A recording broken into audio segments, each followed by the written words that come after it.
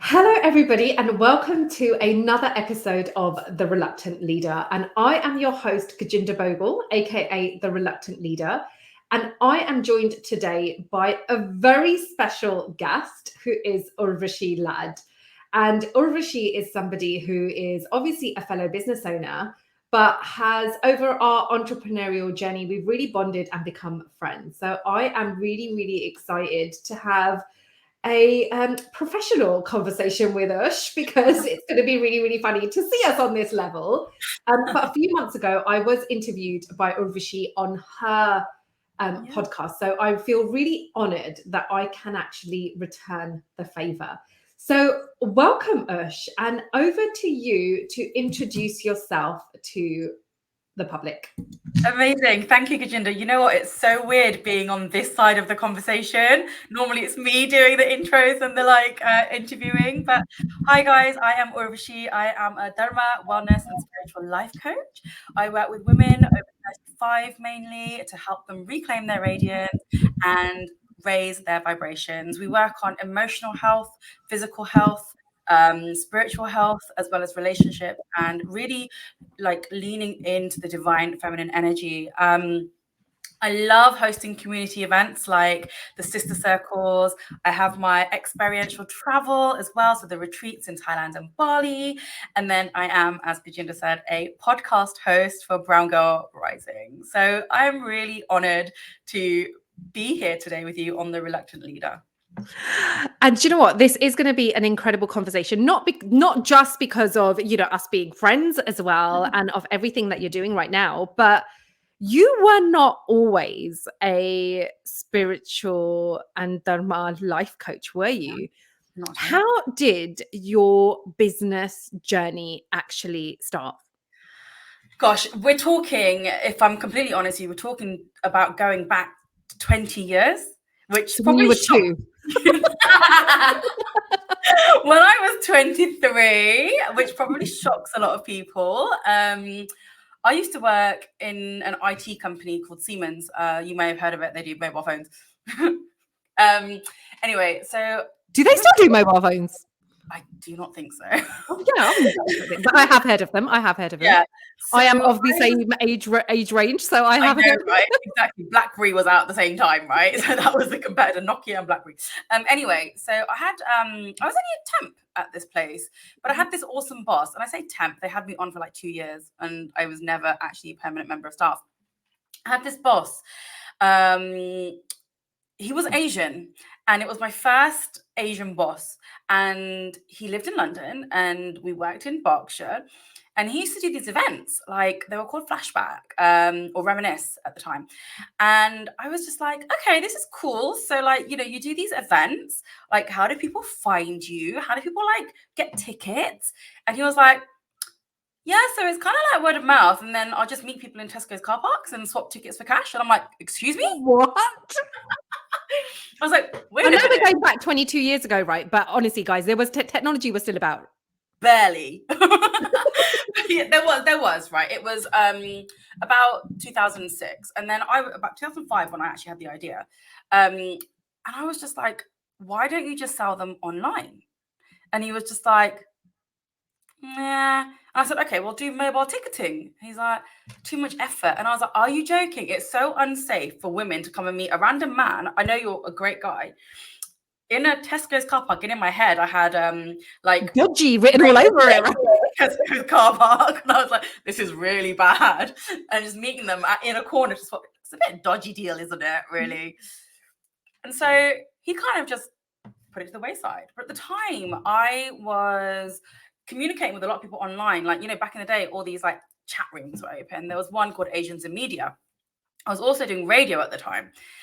And I came across somebody there who was a web developer, and we became friends. And one day I was like, do you want to meet for dinner? I've got an idea. I don't know what to do with it. I can't build anything on my own, which I couldn't at the time. Now, absolutely. And so I told him, and literally he went away going, nah, not going to work. And then literally, I think it was Sunrise Radio who approached him and said, we need a ticketing platform. 2 days later, and then he comes back to me and goes, Ush, we have a client, let's do it. And literally that was it. So chilitickets.com was born. It was also born the same year as Eventbrite. No Yes. way. Yes, right. And then obviously Eventbrite is huge now. That could have Chili been chilitickets.com. could have been, and you know what, it was going that way. It just my business partners at the time just didn't have that in them, and I couldn't build it on my own. However, now I'd be like, let's run with it.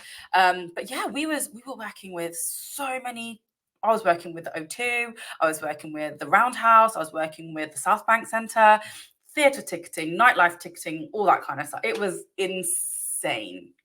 And do you know what? I've heard of chilitickets.com. I've used chilitickets.com in the future. And I remember in the past, and I remember when you told me you were the founder, I was like, what? And I thought it was like a spin-off, like maybe some kind of spin-off. And it was like, no, it was the chilitickets.com, which is massive. That's a massive, massive thing. Yeah. So then what happened with that on that journey? So that was your first business. What happened with that journey? So chilitickets.com and Asian Date were very intertwined. So I had Chili, my business partner also had Asian Date, or Asian Date. It was a dating platform, padlock parties, and I started helping him out on that business. I went to one of those padlock parties. Oh my God. It was in London somewhere. Yeah, so we used to hold them in like Jewel Bar and in St. Paul's and, you know, at the Gherkin. And I used to literally host these parties. And then they got even bigger. So then it was like I was holding them in Manchester and Leicester. But then, Gajinda, we went international. So then I started flying over to New York like every 3 months. Oh my God. Yeah, it was just incredible. But Asian Date was a bit of a cash cow. And the cash eventually ran dry. And it went to a point where I was actually about to move to New York. It was 2010 and I was about to move to New York, or 2011. For the business. For the business, for the dating business, yeah. So I was on the board of the dating business, but I owned like most of Chili Tickets, right? And so then I used to get flown over to New York, you know, I found a beautiful apartment in Wall Street and I was ready. I had a goodbye party and then Asian Date made me redundant at that time. Yeah. No. Yeah. And at that point, I was like, well, I'm done. Like, you have, like, I wanted to build Chili. I want to take Chili abroad, which had some money in it, but there just was no interest. They wanted to focus on Asian Day. And so we kind of parted ways. And I sold my shares, majority of my shares at that time. What, in chilitickets.com? In chilitickets.com. Is it still around? No, so it was sold to one of the Leica Mobile or Labara Mobile, one of them, as a ticketing platform, and they just took the database and did nothing with the platform, which is really sad. And it was my baby. It was my absolute baby, and it makes me so sad that it doesn't exist anymore. Sometimes I still Google it. What did the logo look like? Oh my God. And do you know what? And it wasn't just any old baby. It was a baby that grew to be a very big child. Yeah. And a very successful one at that. Yeah, absolutely. Okay, amazing. So we've got Chili Tickets. We've got that chapter, that closed, that door closed. And what happened next? Because I believe you've had 5 businesses, or you've got 5 businesses, or there's been another journey. So what happened after that? I didn't go straight back into business. Okay. I stayed in the ticketing industry for the theatre industry, so for West End and Broadway. I built another website with, obviously I outsourced the building of it and the coding of it, called fromtheboxoffice.com, which still does exist today. Yeah, don't tell me you've used that as well. No, I haven't, no. You will when you go and see it. You will. Theatre's coming. So I built that website. And I stayed there for a year. And then I got kind of headhunted to go into client success. So I went into client success. I guess I was really good with people, and they just loved that relationship part of me, because I just am a relationship builder. That's what I pride myself on. And being honest as well is the other thing. And I was headhunted and I worked for an e-commerce ticketing platform for a couple of years. But then I realized that I needed to do something for myself. And I really focused on my fitness. This was about 2013. I've just moved into my first home that I bought with the shares from chilitickets.com. And then I started my fitness journey, and my fitness journey led me to a spiritual awakening. And so then I started coaching people on their mindset and their fitness. And I had a business called Push with Ush. That's when I met you. That is when we met. And that was a very successful business, especially in the lockdown. I had women, I probably trained about 200 to 300 women over the course of 2 years of lockdown, just on their mental health and their physical health, but mental being the priority. Then what came after that? So then there's Chili Tickets, there's Asian Day, there's Push with Ush, there's the little bubbly truck. The little bubbly truck. I loved this, the little bubbly truck. Do you know what the idea? How do you go from pushing with Ush to a bubbly truck? To Prosecco. Yeah, Pushing with Ush to Prosecco. Where did that come from? Where did that come from? I have always had a very good palate in terms of wine. I can taste flavors, and I've been told so many times by different sommeliers across the world, like Rome and Sonoma Valley and stuff like that, you need to get your sommeliers, you need to do your level 1, level 2, level 3 and become like a sommelier. And I'm like, no, my teeth will get ruined, right? Because they imagine it, right? You're taking the wine, but you're like swizzling and then you're spitting it out. No, thank you. That's a lot of acid for your teeth. I'd rather just enjoy the wine. And so the idea of the little bubbly truck was like, well, I enjoy people. I enjoy relationships. I enjoy making people happy and seeing smiles on their faces. And I was like, I really like Prosecco. So then I saw these trucks around the UK and I was like, well, what would that be like? And it was, and bearing in mind, I had my business, but I didn't really have 25 grand to invest in a truck. But the universe works in mysterious ways, as we know. And I put it out there, I need 25 grand if I'm going to buy this truck and set up a business, right? And all of a sudden, the government's collaboration with Virgin Business startup loans came into my inbox. And I was like, no. So I was just You are kidding. And guess what? Their maximum they'll invest is 25 grand. Yeah. So I applied. Obviously. And I was like, if it's meant to be, I will get the loan. I had interviews with them. I filled out this 30-page form. And literally, there was 25 grand in my account 3 weeks later. And I drove up to Hull and I bought the truck and then had it all rebranded. Then created partnerships with Peroni, with Warner's Gin, with Prosecco 1947 or 1957, whatever it is, 1747, I think it is. And some other little Prosecco companies around like Skinny Prosecco and stuff like that. And I had a business. I also did footballers' engagement parties. So Manchester City footballer engagement party, which was insane. So driving that up and down the motorway, yeah. Oh my, how fast did it go? No, I didn't drive the truck. I drove it on a trailer. Can you imagine? A little motorbike with this Prosecco thing on the back. Is, I can actually imagine. So that is the worst thing. Oh my God. And Ush, we're only talking about a few years ago. This is only like 2 or 3 years ago, right? 2021, yes. Wow, which is 2 years ago. That is incredible. But sometimes you realize something isn't right for you. So I had to let it go. It wasn't right for me. I also got very ill at the time. I ended up like with H-pylori, acid reflux, and it was debilitating, and I couldn't run the business. So I had to let it go. She's now in Jersey. I've been invited to go to little parties in Jersey, but I haven't been yet. But yeah, she's having a good life out there. Oh, amazing. So when did that journey end? So you had... So that journey ended, what year are we in? 23? Yeah. So that journey ended around May 22. So I literally only had her for a year. Wow. Yeah. And then after the bubbly truck, is that when you went into Dharma and spiritual kind of life coaching?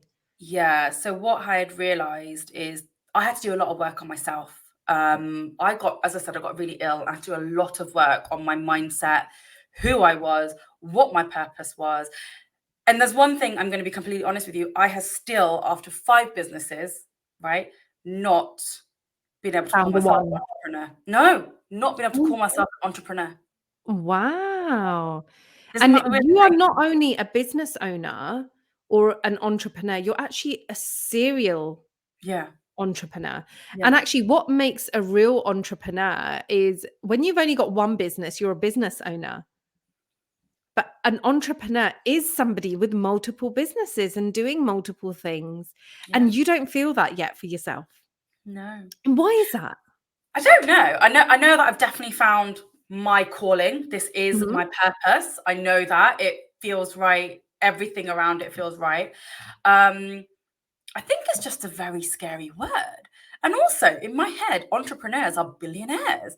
And I'm not quite there yet. Well, I don't think any entrepreneur is, to be honest with you. Because I If normally you start, actually right? break it down, there's not actually that many billionaire business owners out there. So, if you're comparing it to billionaires, 100%. Yeah.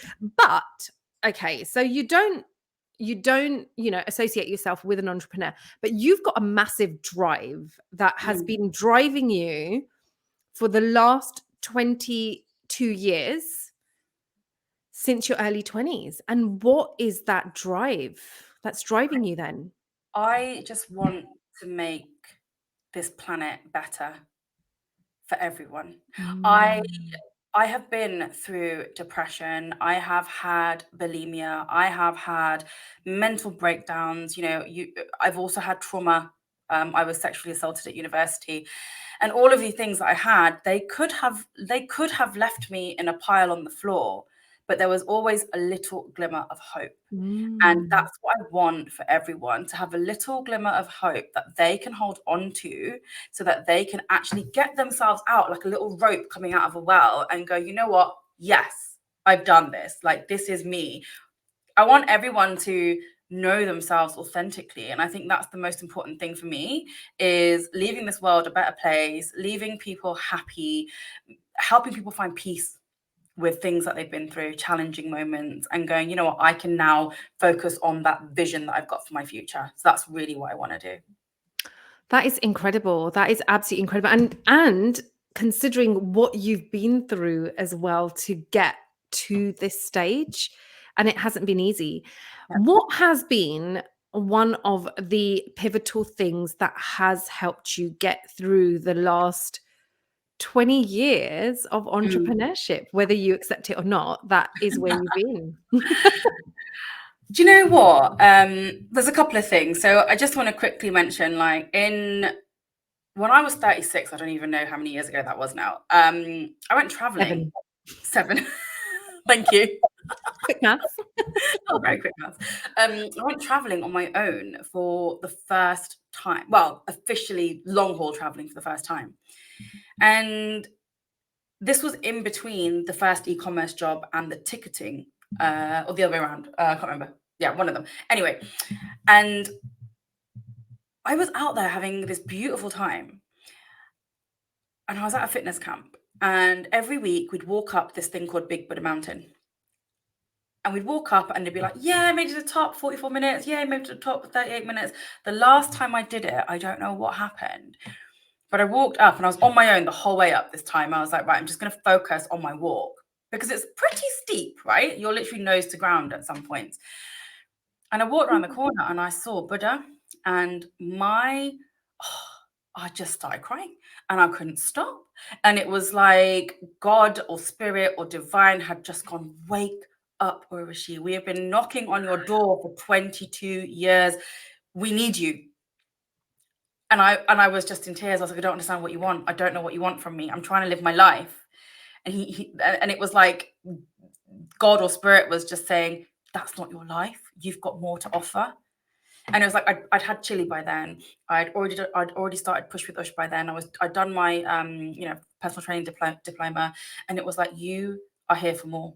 And that was one of the pivotal moments of my life, definitely. And it was just I don't know if you ever had an awakening like that, but it was like God was like knocking on my door so many times, like going, come on, come on, come on, Ish, come on, Ish.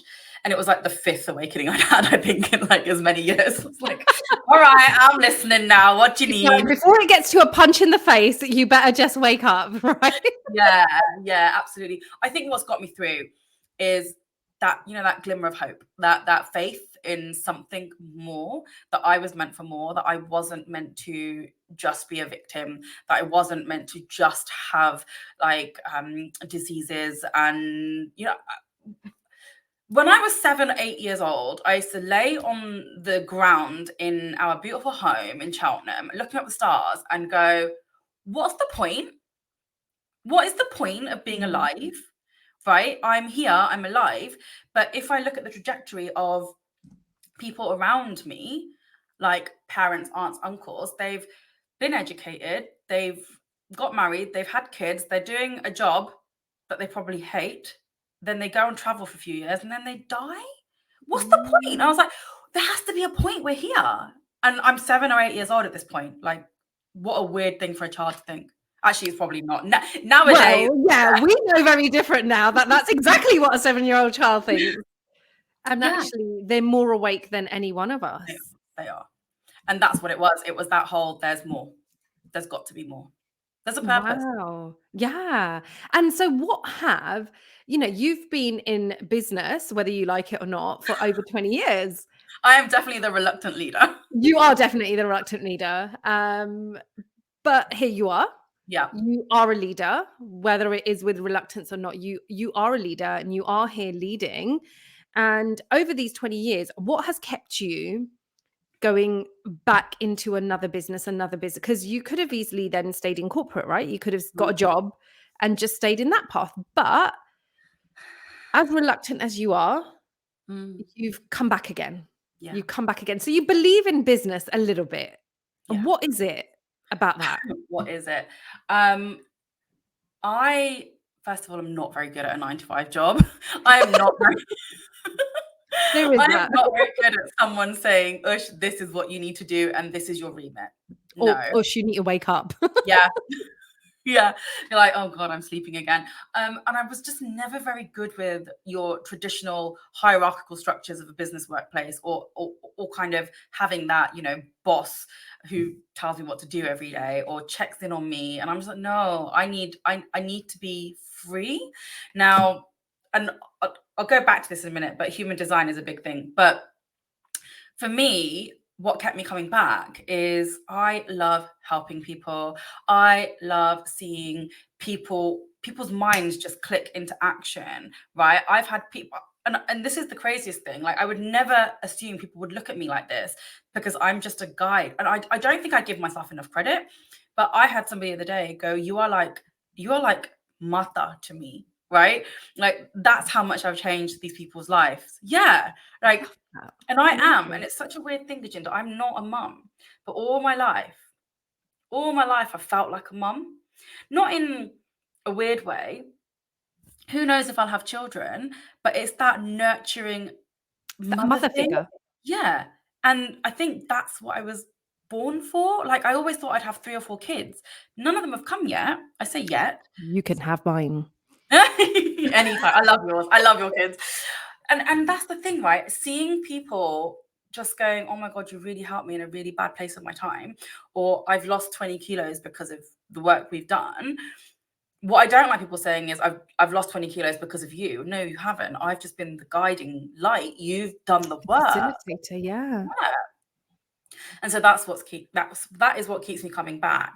And then I realized, so recently I've been getting into my human design a little bit more, and my design is a manifesting generator, which is with a 1-3 profile of all things. But like, a manifesting generator just starts something they love, and they've just got to love what they do. And I love what I do. And the 1-3 profile is knowledge and just jumping in.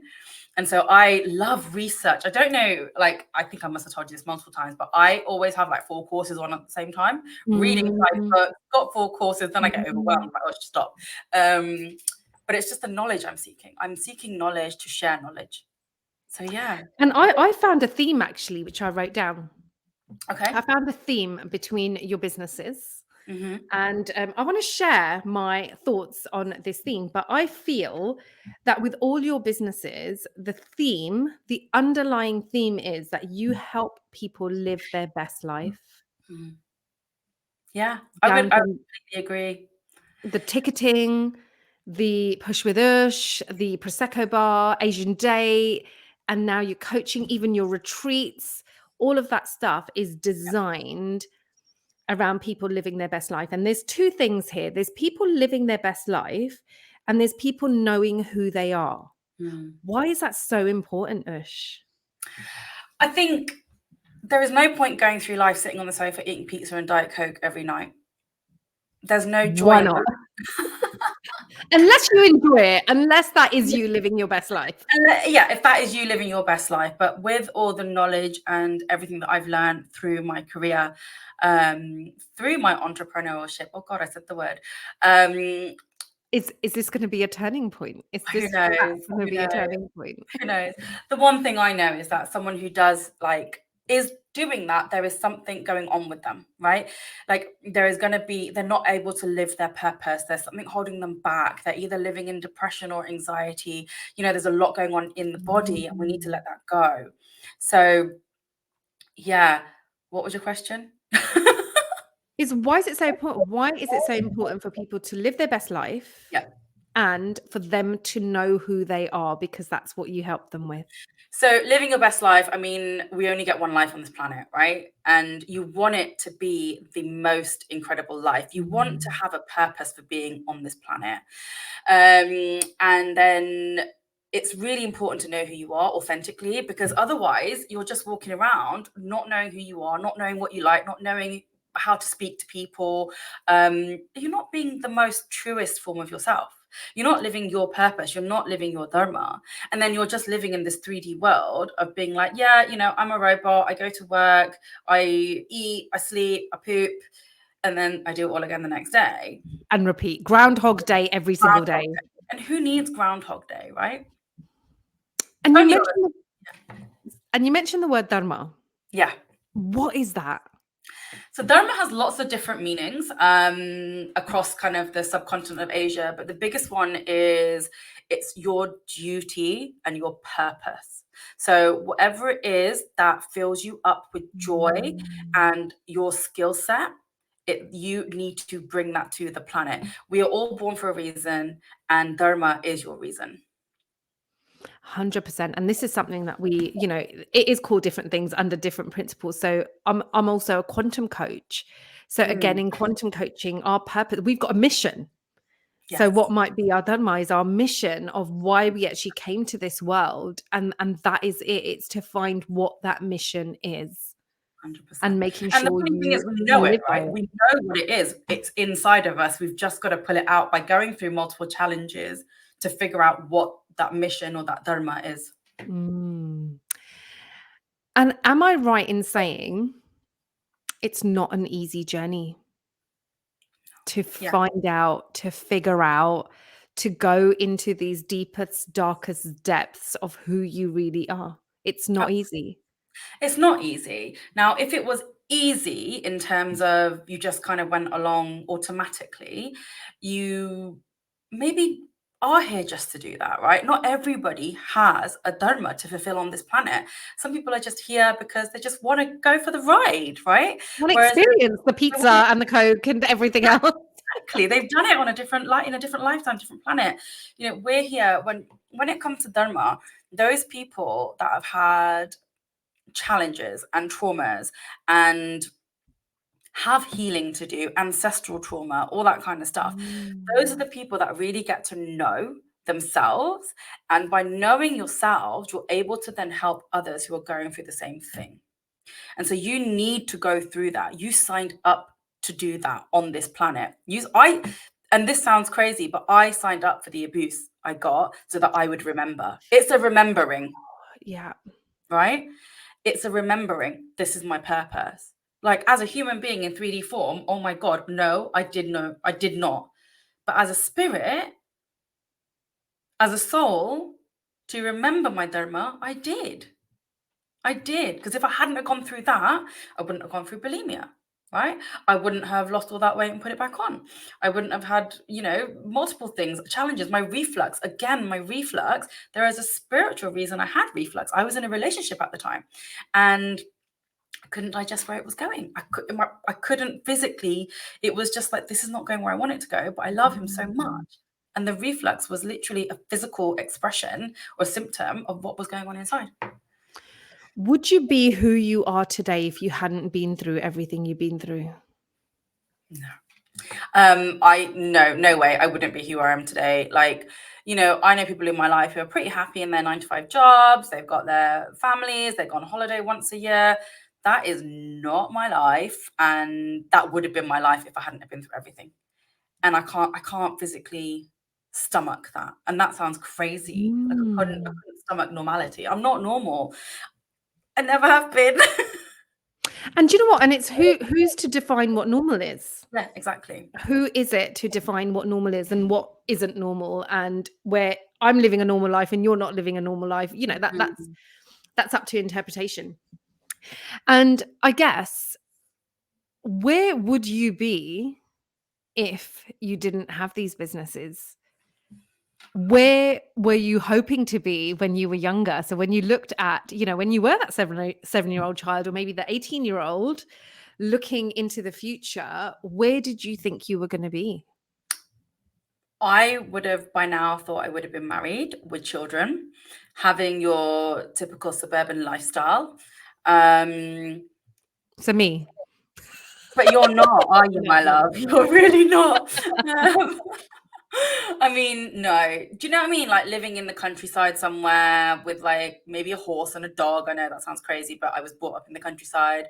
Yeah, just living your typical life. That's where I would be, and that's what I'd wanted, because that's what I thought was life at the time. But had I I'm not funny that. So I you've would come from a countryside, and actually your determination over the years is probably more associated with someone that's lived in the city and has grown up being surrounded by the city. So how was that? Because, obviously, did you see the flashing lights from the country and think, that's where I'm going in that direction? Like, what was that like? reluctantly, You are I the went best to guest. yeah, I went to university in Bristol. Didn't want to go. I was really a family girl. So I was that typical country family girl, I think, as I grew up. And as I went to university, my parents moved to Berkshire. So we came from the West Country, and I can still do the accent from the West Country. Yeah. Could you do it for us, please? Cheltenham, Gloucester, Bristol, to this side of the world. Wow. And Gajinda, if I tell you something, you're going to be I won't shocked. tell anyone. Yeah, I know. Please don't. But I didn't know what a Sikh person was. I didn't know what And that now was. you obviously know they're the best people.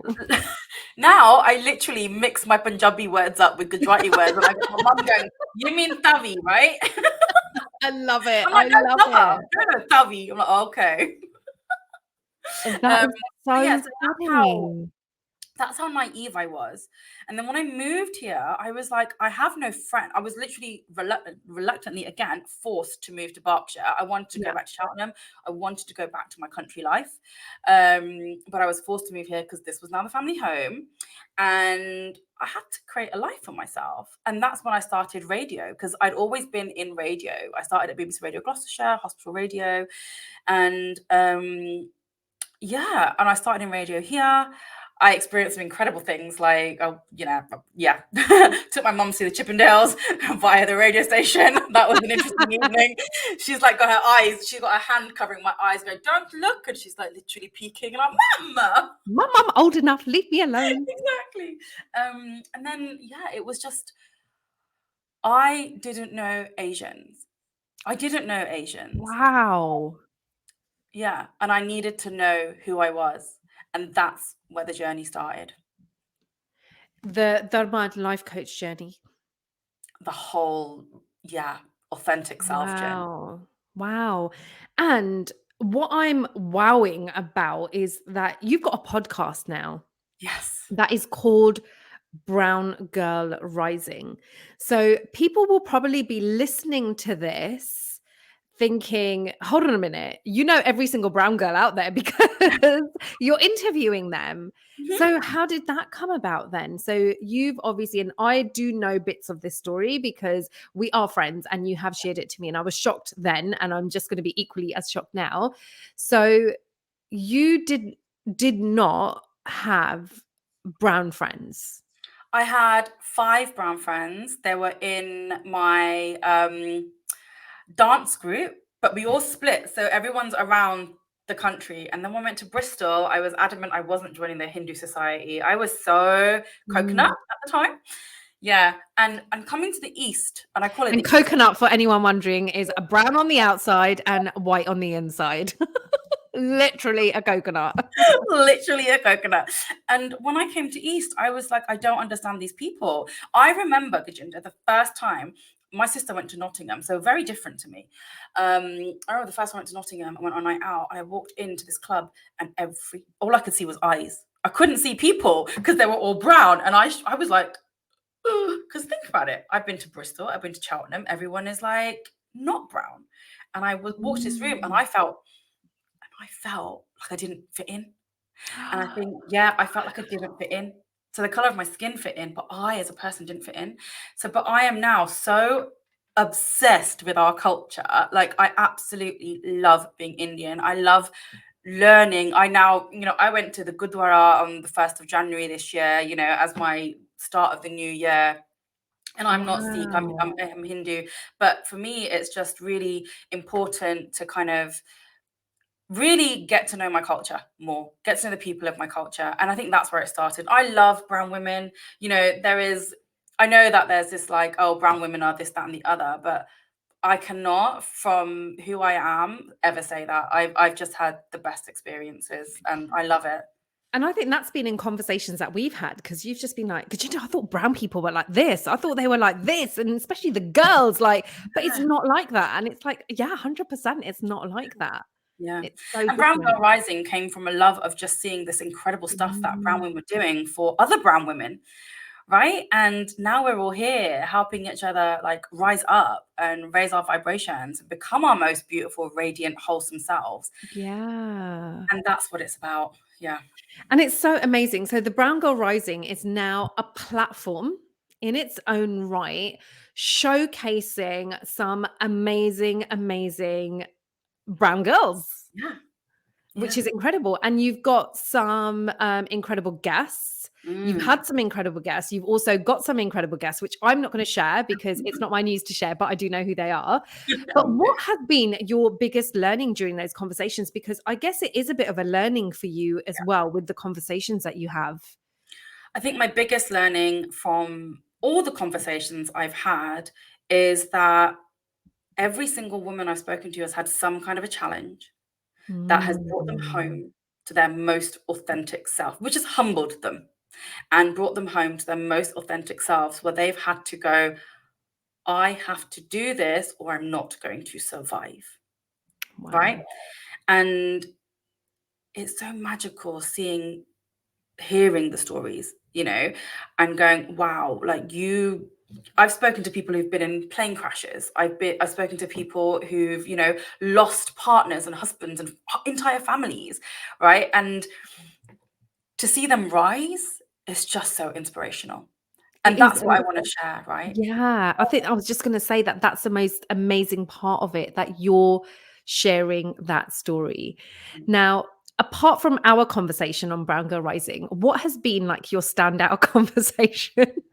I'll tell you which conversation has got the most listened to. Oh, And interesting. surprisingly, it wasn't the one I thought.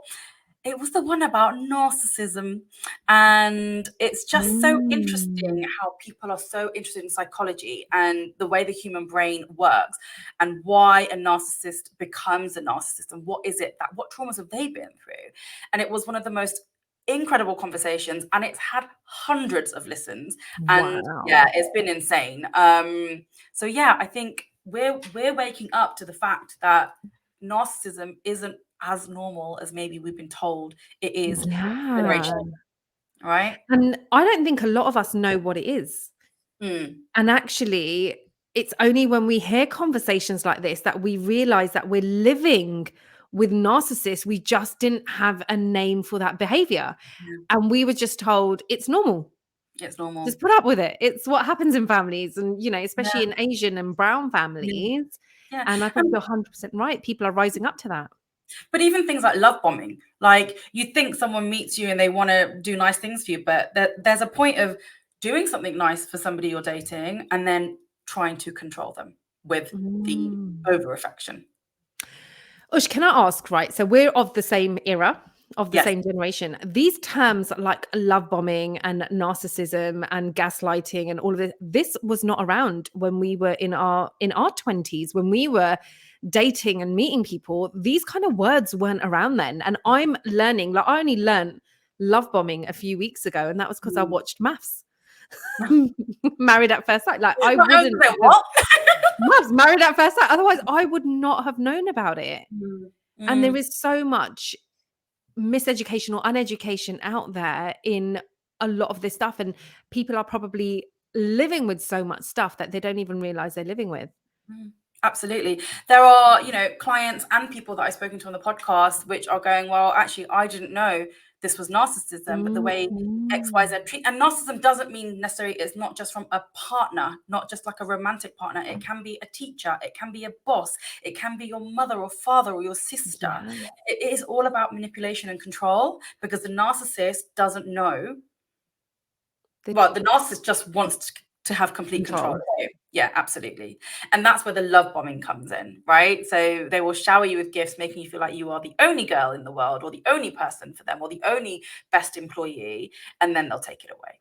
And then they'll bring it back. And then they'll take it. So it's a push-pull scenario. And you kind of go, oh, I've been a bad girl. And then you try and make it up to them. And then they shower you again. And then they take it away and you're like, oh, what did I do this time? And then it just becomes a cycle of deprivation in your head. It's crazy, isn't it? And you don't know what you don't know. You don't know what you don't know. So how do you get to know what you don't know? I think it's experiences. I think it's doing the research, going, okay, well, this doesn't feel right. Your body, your gut will always tell you if it doesn't feel safe. Listen to it. Feel how your heartbeat is around somebody. Your heart will always tell you if you are in a safe situation or not. Your gut will always give you the right intuition. So I think we all need to really listen to our own bodies, because they will tell you exactly, your body will tell you exactly what you need, exactly what's right for you, and exactly what is wrong for you. And it will basically, if you start getting these like anxiety and like heart palpitations, it's not right for you. That can't be good for you. Living in a state of stress and cortisol is not good. And then obviously listen to the Brown Girl Rising podcast, because you will learn so much from there as well. Absolutely. So Ush, last question. Okay. You and I have the same goal.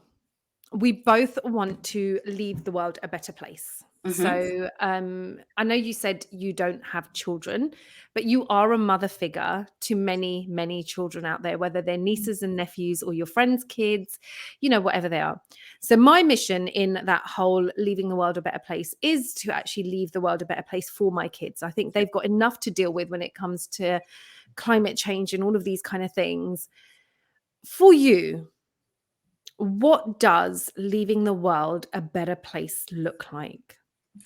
For me, it's about everybody that I work with, leaving them in a better place. So then they have the ripple effect for their children, and it goes down by generation. If we can break the cycle here, then we know that our future, whether it's my direct bloodline, which doesn't exist at the moment, but, or my nephew or my sister, I'm going to say something to you, right?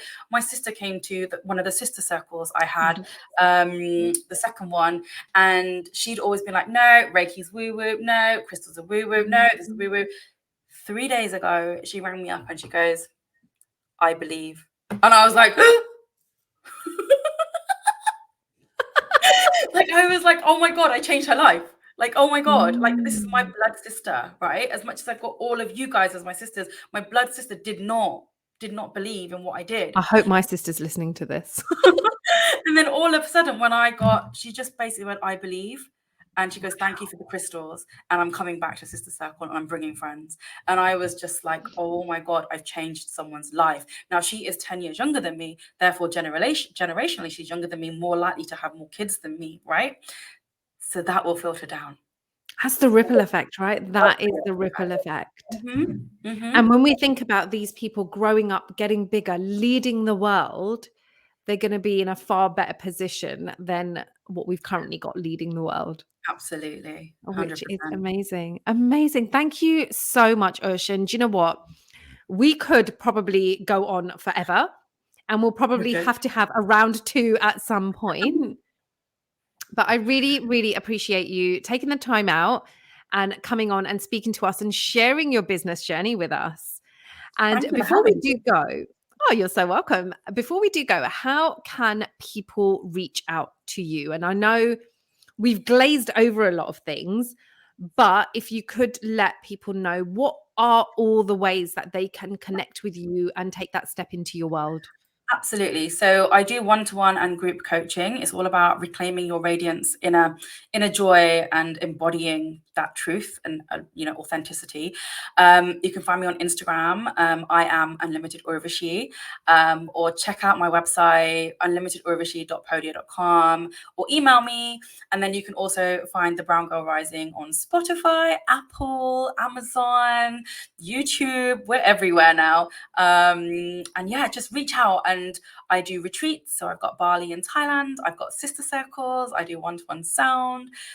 I am here to hold that space in a most empathetic way that I know possible. So if you need me, I'm there.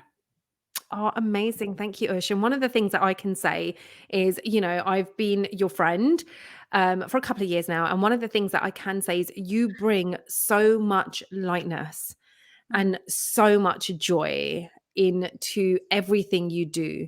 So if there is anyone sitting in the darkness and feels that they need a bit of light and joy, honestly, just reach out to Ush, because I'm sure she'll have something that will be able to bring you back. Will be able to bring you back to joy. I've even had my kids have experienced Ush. Literally, she's been in our house, she's been in our office. She has been sprinkling her magic everywhere. And just like you, Ush, I would like that for everybody as well. So thank you so much. And we will be back again soon with a very another episode. So thank you, Ush. Thank you.